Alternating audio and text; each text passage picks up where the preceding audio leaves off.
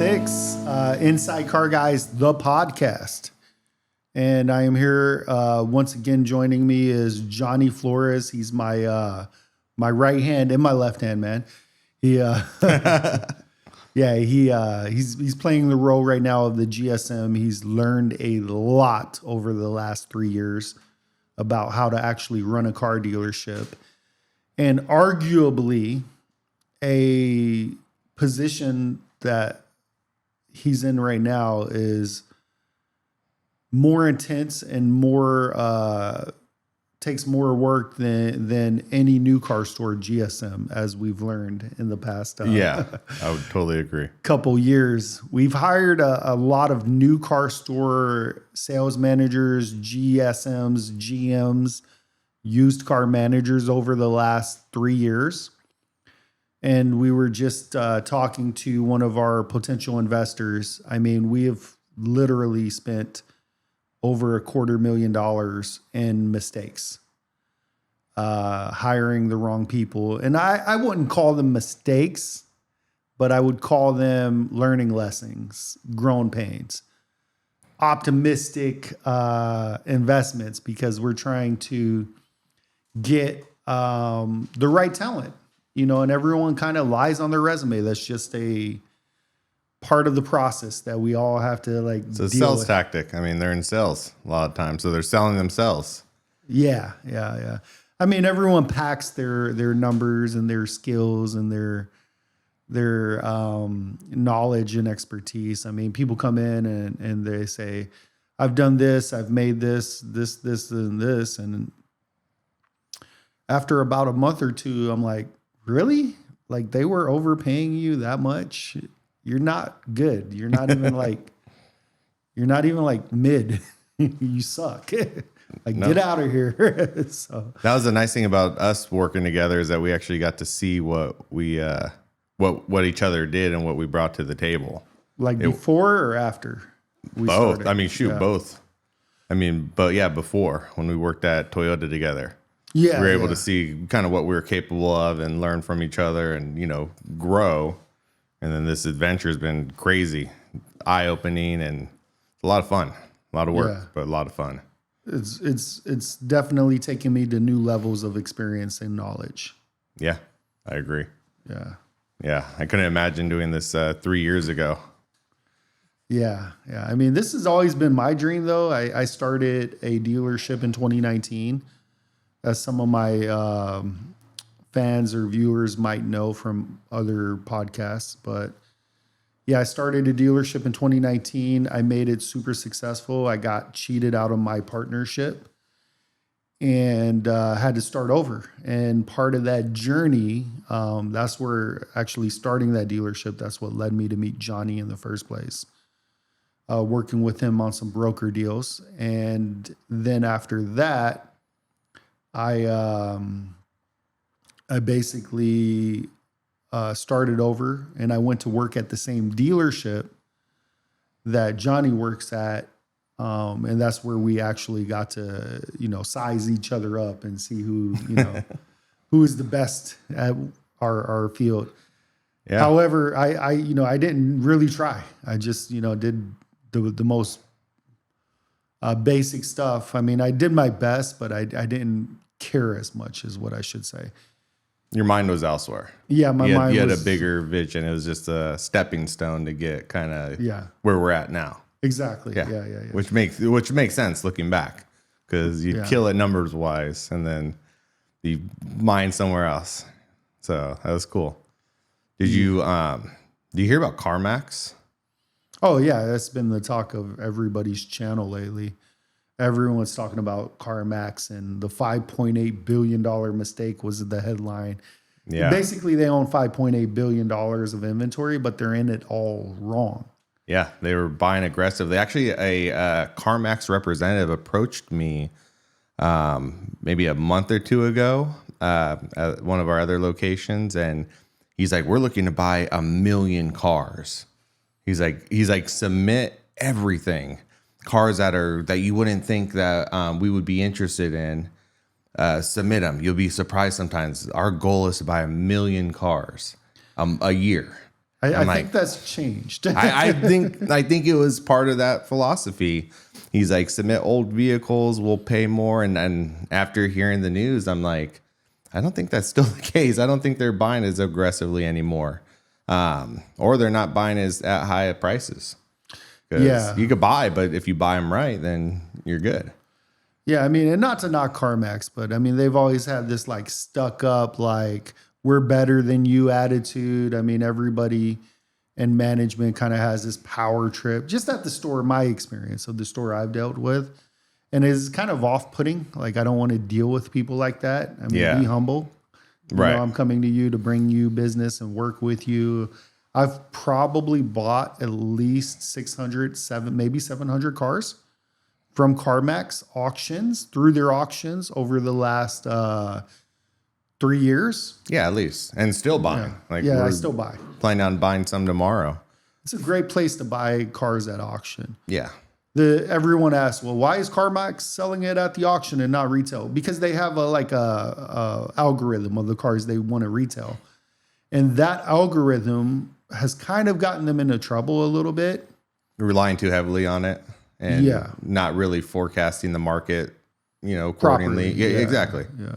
So. Yeah. My understanding is they want to buy like 3 to 5 year old cars because the new car prices were too high and the interest rates were too high and those weren't going to come down anytime soon. But they kind of have. I mean, you can lease a brand new car right now in the $200 range, which hasn't been seen since pre-COVID.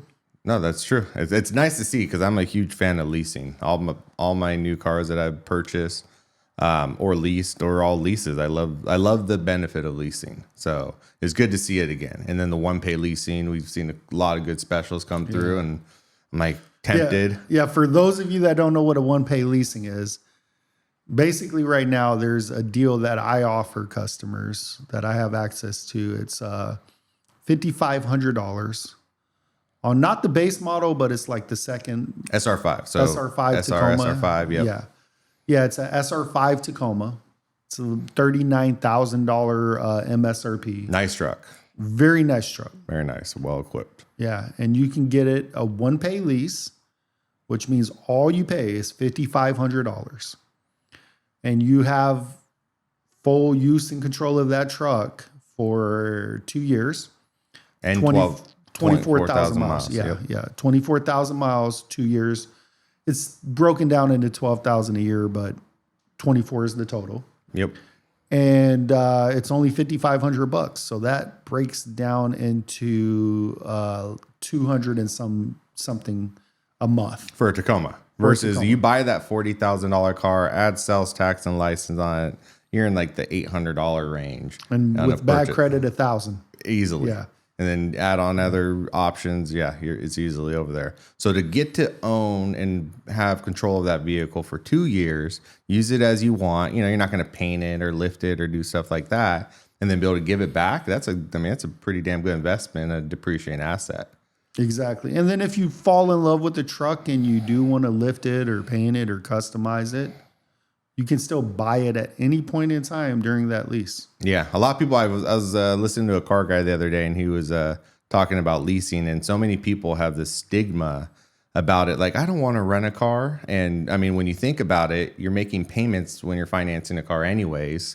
Mm-hmm. And you don't own it until you make that last payment to the bank. And then by that time, the car's outdated technology. It's starting to break down. There's no warranty left. Yeah. And you're either going to make payments and repairs and maintenance, or, sometimes you get lucky if you don't drive a lot. Or you're going to get a new car. I mean, so in my mind, a car payment is just a cost of living that I'm always going to have. Yeah. And there are some smart people out there. I think Jim Cramer is like, oh yeah, don't lease a car, or, pay it off quick and try not to have car payments. I mean, there's people out there that look at it differently. Yeah.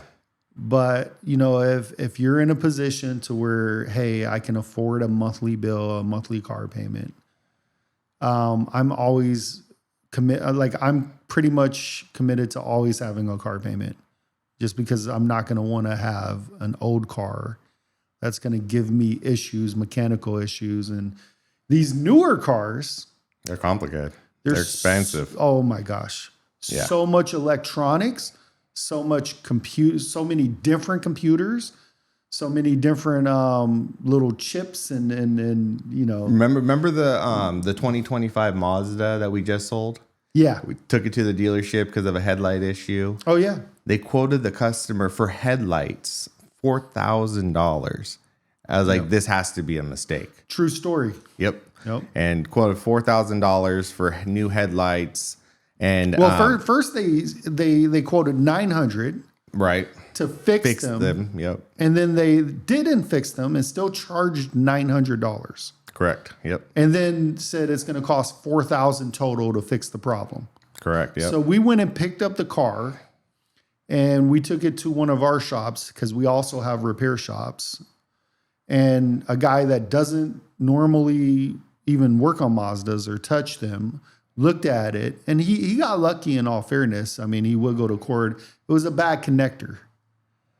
And okay, we just had to replace like a $30 part. I mean, it still took him a couple hours, but Mazda couldn't figure it out. And they had the car apart. They had the bumper off. They had the lights out. Yeah, they sent us a video. Yeah. Yeah. And everything was out, and they're like, you just need new headlights. I'm like, how? The car it's was still in under 2023. And it was still under full factory warranty. It only had like 5,000 miles on it. Yeah, So- and they tried to say, well, these are aftermarket lights, so the warranty doesn't cover it. They weren't aftermarket lights.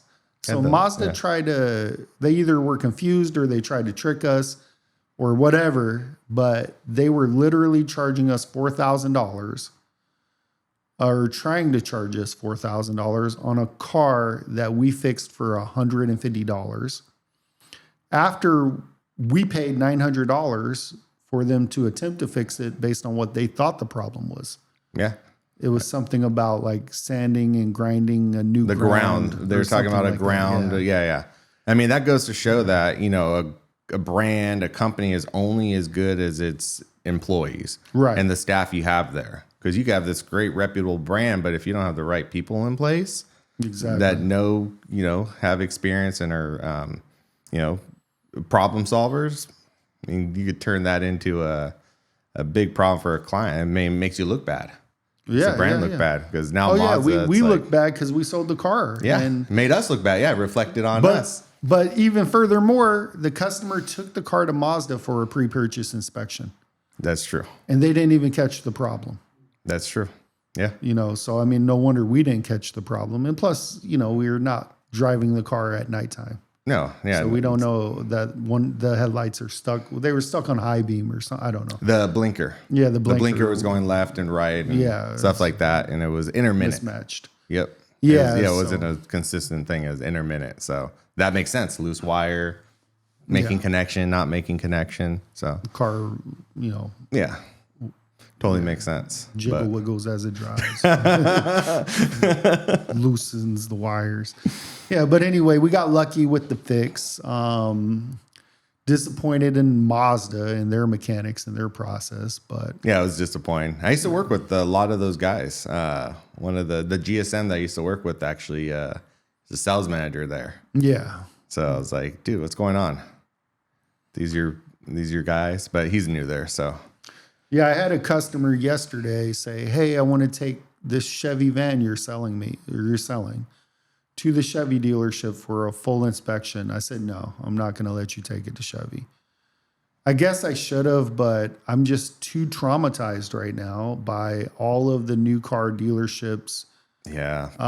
Games. I mean, last 2 times someone's taken a car to the new car store, they've quoted them astronomical charges. $6,000. I remember $6,000. Almost $10,000 on a Lexus. A $6,000 little Civic. Yeah. Customer came back. He's like, "Oh, I'm not buying this car. It's $6,600 worth of work." Yeah, and we fix it for less than $1,000. It was like $800. $800. Yeah. $800, and it was just like little stuff, and it wasn't even like an safety oil stuff. valve cover gasket leak, whatever. I mean, little Minor things stuff. that we don't necessarily do because we're not into storing the whole car into original factory. We'll do it. We condition. have connections. We have resources. And I mean, there's been so many clients that are like, hey, I want to buy this car, but it has 100,000 miles and timing chain doesn't appear to have been done on it. So, hey, I have a guy. It's going to cost me, $3,000 to replace the timing chain. And then we call our connections and our resources and $600. $600. So yeah, it's I mean, fifth. Labor is over inflated. I mean, you take a car to a shop right now, the part costs a couple hundred. You might pay a couple thousand to fix it. Yeah. And I mean, that's the way the shops make their money. They make more money than car dealerships do per car. Yeah. And, for me to let a customer take a car to a new car store where their bills and their overhead is so much higher than anybody else's. Yeah. I mean, the Toyota store Johnny and I worked at, the service center there printed $1 million a month profit. Yep. It basically paid for all the overhead of the entire dealership.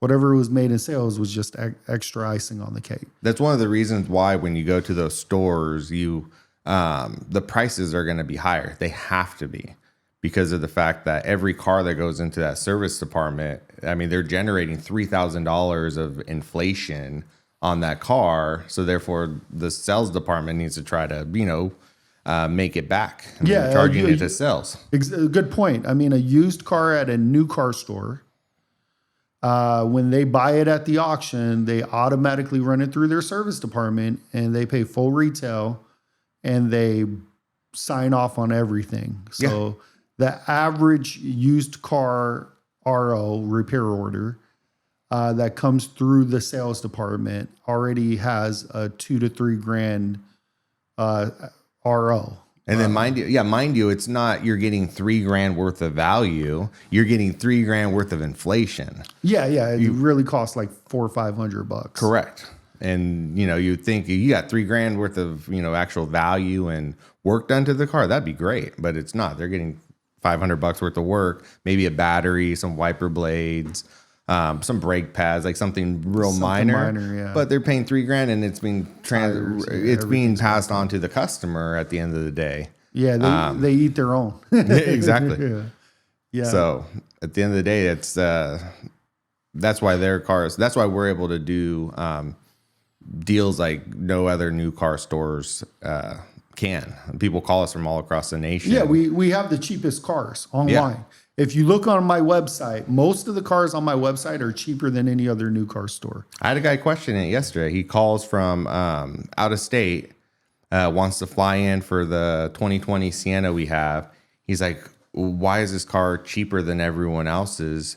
Well, that one I'm losing a little bit of money on. Right. No, it's great. I was like, look, the car's, 3 months old. Once it gets to that point, we sell it cheap and move on. We'll buy another car. Well, why didn't it sell? He asked. It's like, not everyone wants a minivan. I mean, it's a nice car. I've driven the car. It's a great car. Yeah. And I mean, that's the other thing too, is one of the flooring line of credit reps was visiting me and asking, why do I make the decisions I do? Because it's a foreign concept to most car guys, most dealers. For example, most dealerships will pay $10,000 at an auction for a car, spend $1,000 on it. Their total cost is 11. They'll try to sell it for 13, 14 grand, whatever. And if the car sits in inventory for 6 months, they might sell it for 11 grand, but they won't go a penny below that because their brain doesn't work, like mine. They're like, oh, I'm not going to lose money on this car. And me, go ahead, sell it for 10 grand, sell it for 9. I don't care. Get rid of the car so I can buy a new car and put in that car's place.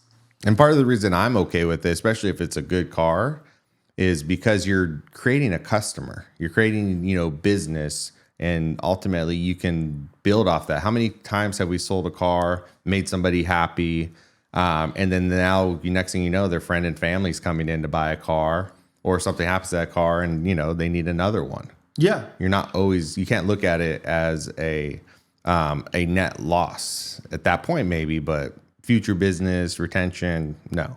It comes back. Yeah. I mean, and in full transparency, I mean, I'm going to advertise my cars cheap, but I'm going to try to sell you other things, just like most dealerships will. I'm going to try to get a trade-in out of a customer. 100%. Make some money on financing if I can. Whatever I can do to back my way out of the hole that I'm in. For example, dealer installed accessories. That's the biggest complaint from every customer's. But what I do is I put one dealer installed accessory on all my cars. Other dealerships might put 4 or 5, and they'll have $4,000 to $5,000 worth of add-ons that you got to kind of fight through to get reduced. Mine's negotiable, but if I have the car for like 6 months and I'm advertising it $2,000 below cost, I'm not going to want to really negotiate on that. No, it's priced. You're still getting a better deal. Yeah, you could add that accessory on to a lot of these cars, and every time it's still below market value. It's still below what other people are selling their cars for. And you get value. You're getting a product that's actually benefiting you, reducing your insurance cost, helps you diagnose the vehicle. I mean, gives you a new car replacement guarantee if the car were stolen. So there's actual value there. There's a ton of value. The biggest value for me as a dealer is I can track all of my cars. If a car gets stolen, I can recover it. Which we've experienced. I've had a car stolen with no GPS tracker, and the car's lost. But, it's nice to be able to say, hey, that car's stolen. Call the police, tell them where it's at, maybe recover my car in one piece. No, I've actually seen some, one of those like cops, and they're like, this car has a GPS tracker. They have a helicopter tracking the vehicle, the stolen vehicle. Yeah. And it's like, hey, that's the product that we offer. Like, it's cool to see it like live in action. They're able to track it right from the helicopter. I mean, let's ask our viewers. Yeah. How do you guys feel about dealer installed accessories that are almost non-negotiable? So, for example, some of my competitors will sell a dealer installed options, and they're worth maybe $400 total, but they're charging $4,000 to $5,000. I feel that's ridiculous myself, and I feel if you do have to pay for it, pay something that's fair. I sell one dealer installed option. It's a GPS tracking device that is anti-theft. It's like LoJack. It gives you a new car replacement guarantee of $10,000 if your car's stolen, not recovered. It tells you if the battery's low, if the gas is low, if the check engine light comes on, it'll diagnose it. You can do cool things like set up geofencing if you're letting your teenager borrow the car and you're like, hey, don't go outside of the city, and they, next thing you know, you're getting an alert. They're in Mexico, and they have speed limit alerts too. Yeah, they have speeding alerts. I mean, it's so many useful tools. I sell one of those, and I sell it between $1,000 and $1,500 depending on the level and the activation. Other dealerships that I model my business after will sell little etching on the windows or door edge guards or paint protection or something cheesy that's cheap, and they'll pile it all on and sell it for $4,000 to $5,000. And the etching, I think, is $30 cost. Yeah, it's a $30 cost. You're paying $400. Yeah, for something that doesn't work. It doesn't actually give you. They'll sell that for the same price we sell the ELO for. Yeah, and it gives you really no value. How are you going to track the car with an etching on the vehicle? Yeah, but I'm curious. I want to know how everyone feels. I want your comments. Tell me what you think, and let's take a vote. How do you guys feel about walking into a dealership that's going to disclose it? I disclose it on all my descriptions.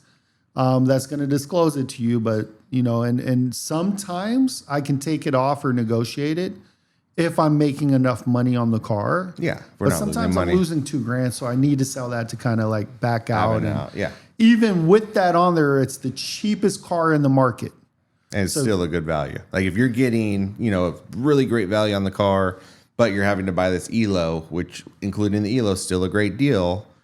How's your feeling? Basically, yeah. What do you feel about that? Yeah, if you're still going to pay under market value, and even with that installed option, is it a bad thing?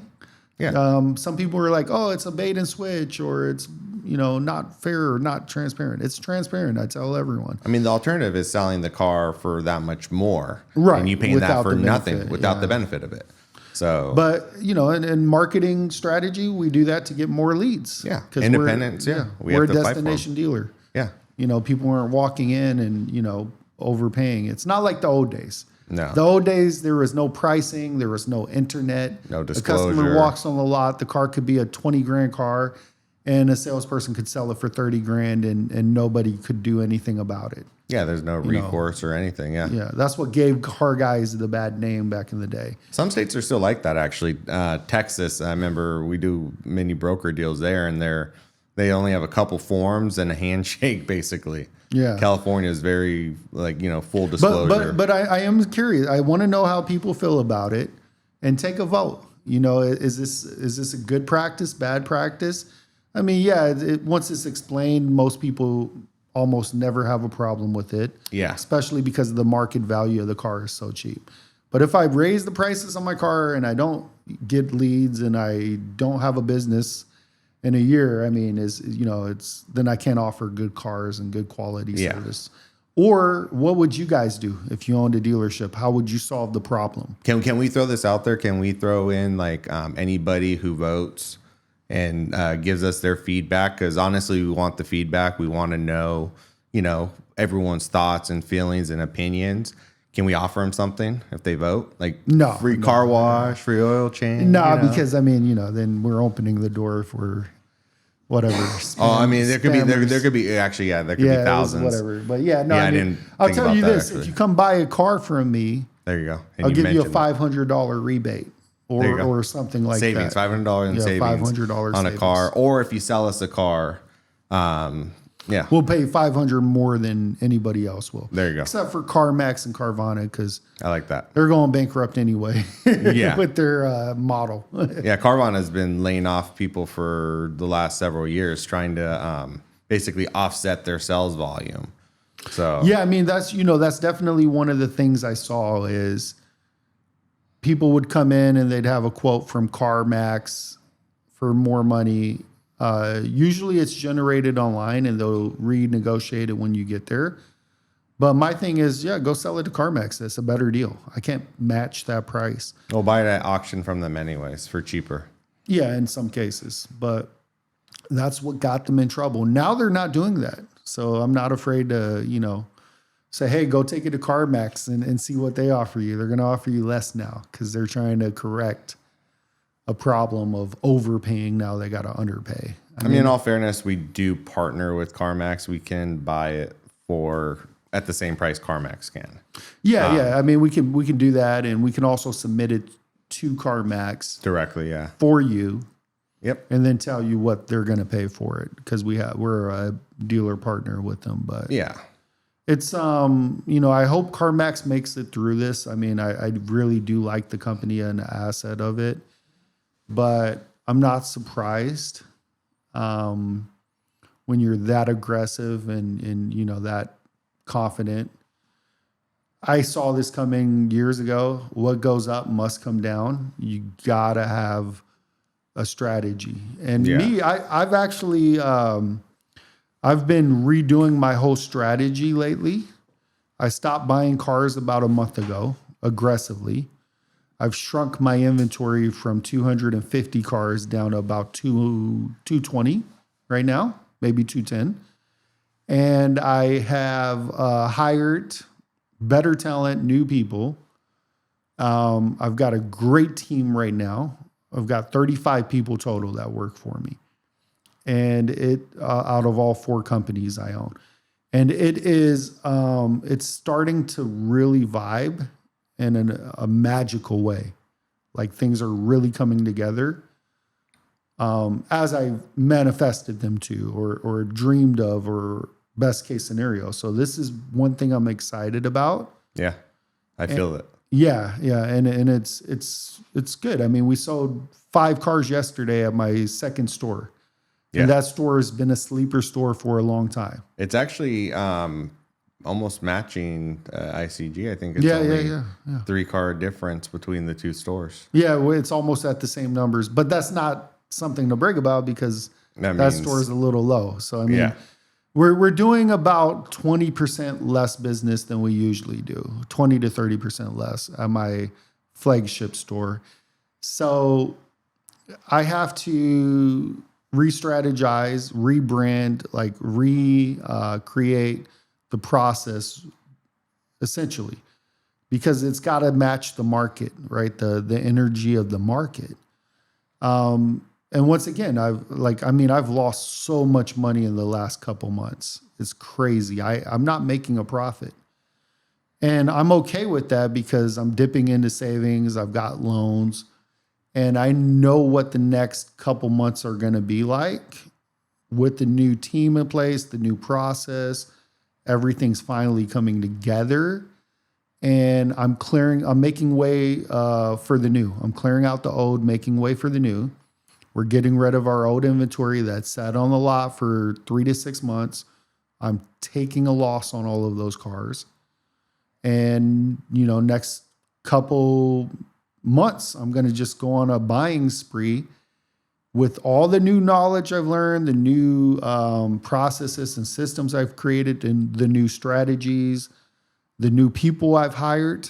I've hired one of the best used car managers who's a legend, known for turning stores around. I'm super happy about that. Yeah, I'm excited about acquisition. He's already done a lot in a week. And I can't wait to see what it's going to start to look like at the beginning of next year. Yeah. January. No, it's exciting. We're changing everything. Yeah. And it's going to be great. And it's good. We're going through a purge right now, Yeah, we have a lot of cars to get rid of. We're blowing them out. I mean, we're doing whatever it takes to sell the car. And I mean, they're great cars. Yeah, my cars are the cheapest online. Yeah. No one's going to beat my pricing. No, I say it even with my confidence every dealer day. installed option. Yeah, You're not going to beat my pricing. you won't. And that's the best part right now. I mean, that's what's making us sell so many cars. Other dealerships are like, we're so slow. We're not selling. It's like, yeah, we're busy. Yeah, no, we're all day from beginning to end. I come in early and leave late, and it's I'm busy all day long. Yeah, it's constant adrenaline, excitement. It's fun. I love this business, and it's a passion, right? When you do something you love, you never work a day in your life. Yeah, I never go home feeling like it was a bad day. I mean, it might be tough days or different days, ups and downs, but it's like it's amazing. It's fun. I can't wait to start the next morning. Like, I don't wake up dreading it. Where do you see our company headed in the next 5 years? In 5 years, we'll have added a paint and body shop. We'll have added a couple more stores, and maybe probably a couple like detail shops as well. Yeah. So that's exciting. We're gonna get a detail shop pretty soon. But I actually just spoke to the owners of the place yesterday. And I see us also having like a high-end car type gallery, Car collection, yeah. Oh, yeah. Because I love exotics. No, yeah, they're fun. They're cool, and they're. I mean, cars aren't appreciating assets in any way. That's why leasing. I'm like I said, a big fan of it. But the collectibles and those things can go for more than what they retail for new. Yeah, a lot of them go up in value. Yeah. But yeah, I mean, I'm creating like a franchise template, right? Right. Everything, it's going to be ran the same as store A as it is store B. And this is good practice. I mean, we got our second store at the beginning of this year. It was a lot of work to get it up and going.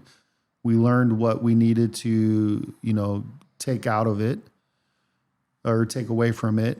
All the valuable lessons and growing pains. And now, I feel like if we added another store, we'd be way more prepared. Yeah. And strategically prepared, in advance. It's like you don't know what you don't know, right? Yeah. And now we know. Exactly. Yeah, now we know a lot that we didn't know. So. Exactly. And there's still a lot that we are figuring it out. But yeah, that phrase makes a lot more sense. You don't know what you don't know. Yeah, you don't know what you don't know until you go through it. Yeah. And now we know what we didn't know, and we can learn still what we don't know. And with this new team in place, the new talent I've got the best feeling about this that I've ever had. Yeah, I don't see it. Yeah, never seen the sky so blue. Basically, Yeah, clear skies ahead.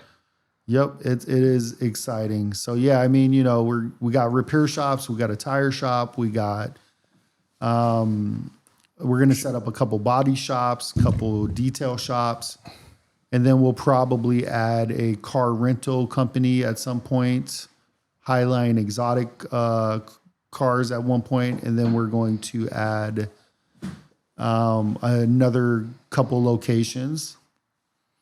And then we might segue into a new car franchise. We might not. I mean, maybe we'll just make our own company a brand.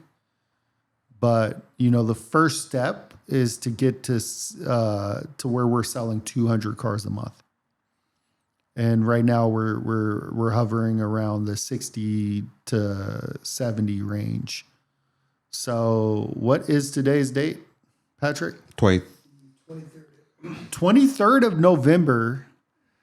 2025. We are hovering around 60 to 70 cars a month consistently. By March of next year, 2026, I guarantee you we'll be doing 100 cars a month. And then the goal is by the end of the year, we're closer to 150.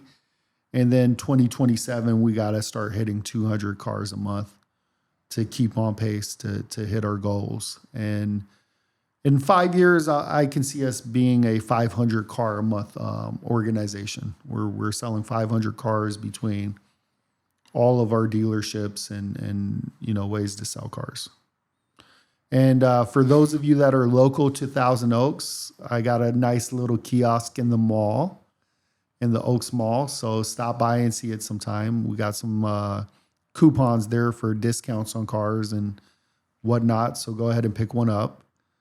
And I got a little animated video that plays. So it's an unmanned station, but it's just something that no one else is doing, Yeah. And it kind of makes me feel good to have it. Everywhere I go, people are like, "Oh yeah, I seen your booth in the mall." No, I actually had old coworkers and friends like, "Hey, isn't this your guys' store?" And they'll take pictures in front of it, and no, it's cool. So one of my followers on TikTok asked, his name's Brendan Buys Houses. He asked the question, "What are my favorite cars for daily and leisure and personal?" I think I know the answer. Okay, go ahead and answer for me, Johnny. For your daily, it has to be an S-Class. Yeah. Or an Escalade. Yep, I have both. I have a Mercedes-Benz S-Class 2020. I love it. It feels like a boss car. And then I have a 2021 Cadillac Escalade. Also feels like a boss car. Super It is. They comfortable both to drive. are. Yeah, you pull up in either one of them. They're boss cars. I think my next daily is going to be a Range Rover if I sell the Escalade. So that's my fun, daily. My weekend driver or my fun driver is either going to be between the Porsche Carrera or the Corvette. Yeah. So I have a Hennessey Corvette with 700 horsepower. Came stock with 495, but that's an amazing car, 2022 with 2,900 miles on it. And then I just picked up a 2022 Carrera S convertible. My dream one day is to have a Turbo S. Yeah. And there's one for sale right now, but gotta grind and hustle to get out of the, Get out of the trenches. Yeah, get out of the turbulence, man. It's been a turbulent year. I mean, the fires took away 10 days of our business last January. The politics and everything that's been happening has really hurt us. Yeah. Even with the ice raids. Yeah, I mean, ice that made a raids. difference. Like we had people, they wouldn't buy cars, so they didn't know what their a immigration lot of them status would canceled be. their sale. Yeah. And then most of the customers that we used to get no longer. We're not come really in. seeing them.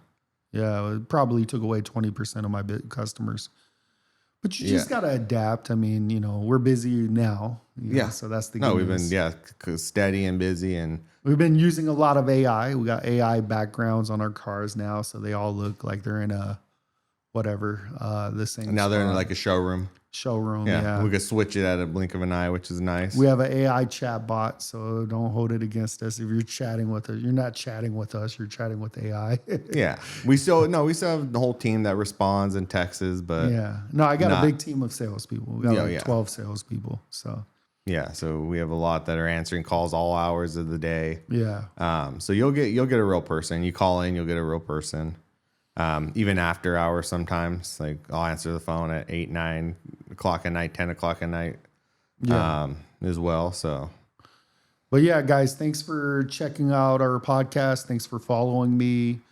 Like, click, share, follow, whatever. Just be, show some support, and definitely, browse my website.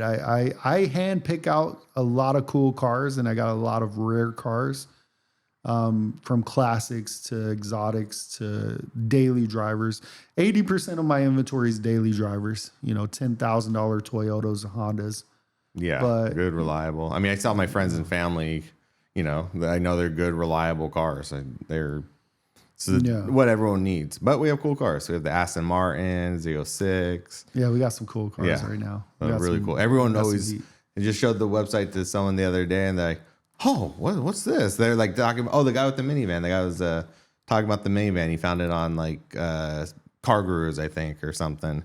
Yeah. And he's like, oh, wait, you have these cars? He was, his whole demeanor kind of changed. He's like, okay, well, I guess I'll fly down. Yeah. Kind of like ups the caliber. Yeah, it's good to see some nice cars next to these cheap cars. I mean, it just builds value and credibility. Yeah. Here's something. We just sold the SL600. It was a 1999. It had low miles on it, like 40,000 miles. A guy from New York bought it. We tried to sell it on Bring a Trailer. It's an online auction. So much work and so much heat from these customers, man. I mean, this was the most brutal. A lot of the commenters on there said. I mean, everybody was critiquing the car and my style and everything else. Anyway, it turned out to be an amazing, fantastic car. Oh, it passed every test. The guy threw an inspector at the car, made us open and close the top 3 times. It passed all the tests. Yeah, with flying colors. But anyway, I was in New York for another venture I'm starting. Can't talk about it right now, but one day I hope it'll be big, and it's definitely the biggest opportunity I've ever had, which might be something great. But anyway, I was in New York for an unrelated event, and Johnny calls me and texts me. He says, hey, we just sold the SL to someone in New York. So I was like, oh, that's cool. I'm in New York now. He's like, hey, you might like this guy. He's a car guy. So he puts us in a group chat. I tell him I was in Chelsea, Manhattan is the Chelsea area. And then he's like, hey, you want to come to the New York Stock Exchange and see the opening bell? I was like, hell yeah, I want to go. Say less. Because I'm big into stocks. I do a lot of trading. I do mostly options, which is pure gambling, but I'm good at it, So I was like, yeah, I'm going to be there. So I got on the subway, met him there at like 9 a.m., and it was at 9:30, so 6:30 our time, and I got to see the opening bell. The guy who invited me is a super cool guy, and he is a big car guy. And then everybody was like, "Hey, I want to," they were taking my number. You know who I met? I met Peter Eintsein.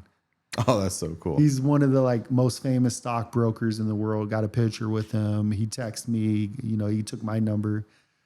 Just in case, he wants to buy a car or whatever. And everybody there was like, oh yeah, they love my website. They love everything. Yeah.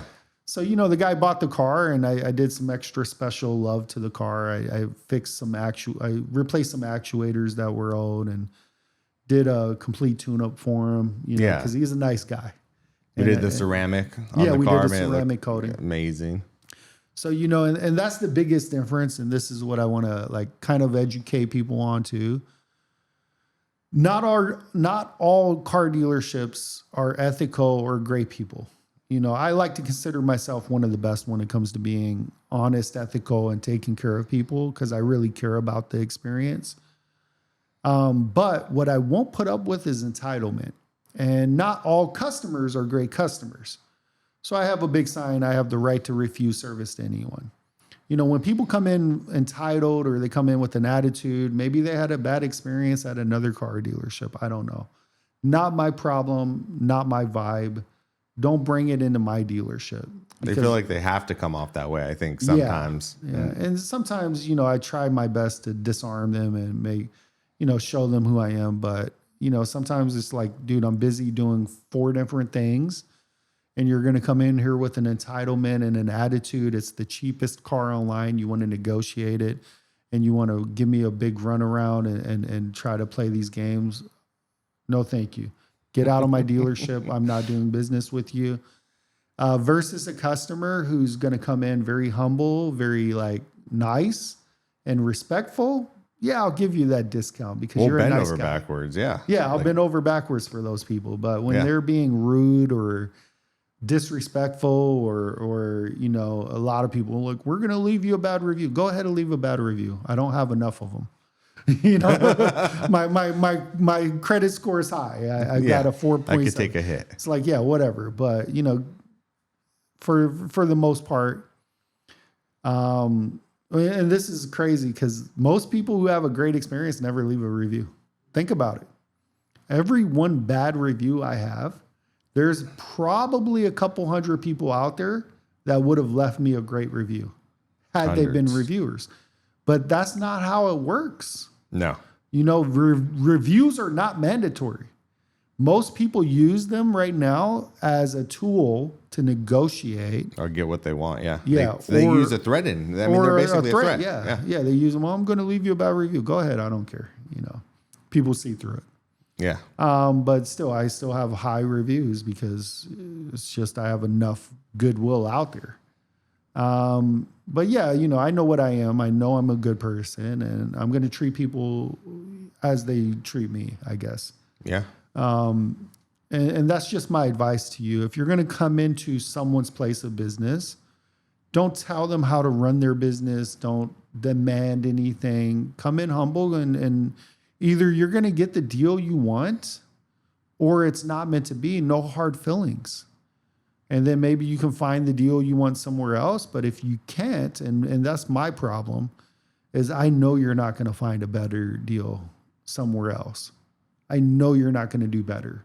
So I'm not going to bend over backwards for you if you're entitled. But, you know, yeah, I'll go ahead and kick a $500 rebate or do this or do that for you. But don't come in demanding. I think the only better way to get a better deal on some of the cars is to use the broker service. Oh, yeah. Then we buy the cars for them at wholesale. They don't have to go through all the shenanigans. I mean, I think some of those entitled customers can be probably fit good with the broker service because they're probably coming off that way because they feel they need to. They have all that stigma against all these dealerships because they do those things. I mean, the biggest problem with some of these tactics I use, like I want to be the cheapest car on the internet. I attract some of the like bottom feeders, you know, not to be disrespectful to customers. I love my customers, but I attract some of the like riffraff that, you know, they want me to sell them the car for less than what I want, what I pay. They want me to recondition the whole car when we're already the cheapest. Yeah, we're already the cheapest. People call on these cars all the time, and they want to negotiate an already amazing deal. Cars that are 10 grand below the market for that vehicle. But my point is, use a broker service. Let me go buy you a car at the auction. Do your own recon. Then I make a clean $1,000. That's what my broker service costs.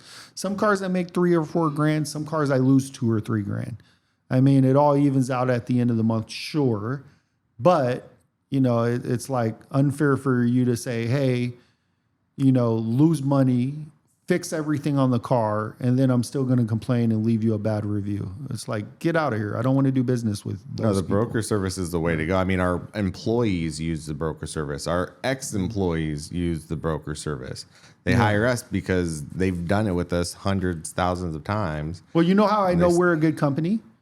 Because we've probably That's true. had like 40 people that we've either fired or let go or they left the company over the last 3 years. I mean, turnover is real and it's brutal. Yeah. Especially when you're trying to recruit good people or it's just not the right fit for them. But anyway, we've probably sold 30 or 40 cars to current or ex-employees, even people I fired Yeah. or let go, you know. Or their family. Yeah. They brought their family They back. come in and they buy a car from me. Yeah. Because they know what we're capable of. Yeah. I mean, that's the biggest proof of testimonial. Yeah. I think that's one of the things why CarMax is also focusing on new cars. One of the things that you brought up earlier is because they're intimidated. A lot of dealerships don't know how to get these older cars financed. They don't. Yeah, it's there's a lot of creative jumping through hoops, but yeah, I mean, you can finance. I think what CarMax is doing is they're trying to avoid trouble, right? I think it's headaches and yeah, stuff. headaches. Yeah, when you sell these older cars, Yeah, there's true. always that, you know, that thought in the back of my mind. I might get a phone call that an engine broke or a transmission broke or, you know, the car stopped running or whatever. And most people that buy cars aren't mechanics. So Yeah. even a water pump or an alternator turns into this big ordeal, and it's like, running out of gas. oh my gosh, yeah, someone runs out of gas, they tow the car here, and they think they bought a bad car. It's like, no, you just forgot to put gas. We've had so many. You left the lights on and battery dies. Yeah, the battery died. Okay. I mean, I will, you know, one thing I offer is inside car guy, they call it ICG care. It's like a free battery, free windshield wipers, free blinkers, free oil change within the first 2 years. It's something that I give to customers because I know those little things add up, and, you know, I want people to feel good.